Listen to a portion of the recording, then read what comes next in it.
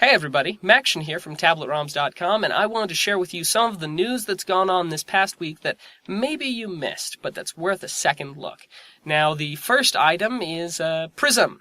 Now, you guys have heard about this. It's been on pretty much every news source. And if you don't already know what it is, please go look it up. It is well worth a read because it's important and it affects how you, as well as the rest of the world, interact with the internet. Now, the second thing I want to talk about is kind of a follow-up to the first, and that is I want us to all cut the federal government, the United States federal government, just a little bit of slack. Just a bit.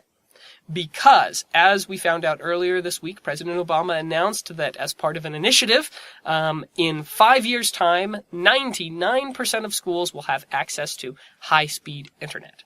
And I applaud that.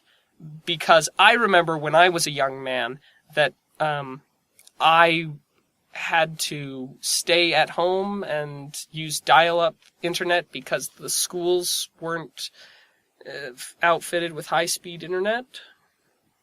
Yeah, not really. Pretty much all of my memories of as a younger man were going to the university, going to the high school, going to the elementary school, any one of those schools, and using their high-speed internet connection because they've always had them. So I'm not exactly sure where these other locations are that don't have high-speed internet, these other schools, because even when I lived in some of the more, some of the even rougher neighborhoods of Michigan, even schools and libraries there had high-speed internet access, at least as compared to the time I was there. You know what I mean?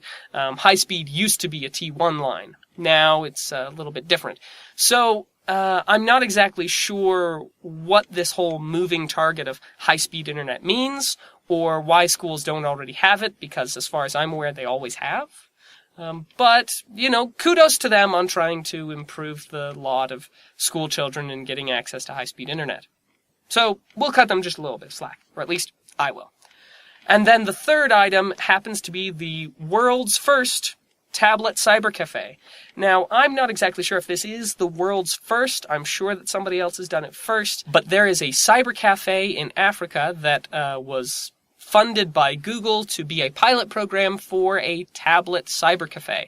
It's gained a little bit of interest so far. Things like Taipei Times and India Today have reported on it. So I'm not exactly sure where it's going or if it will wind up being worth the investment in the future. However, it's interesting to see, things like this where Google is funding little pilot programs in places where normally they wouldn't get that type of pilot program. That's some of the interesting news this week that you might have missed. Be sure to stay tuned for more, of course, reviews, news, and, weekly news next week. Have a good one, and see you then.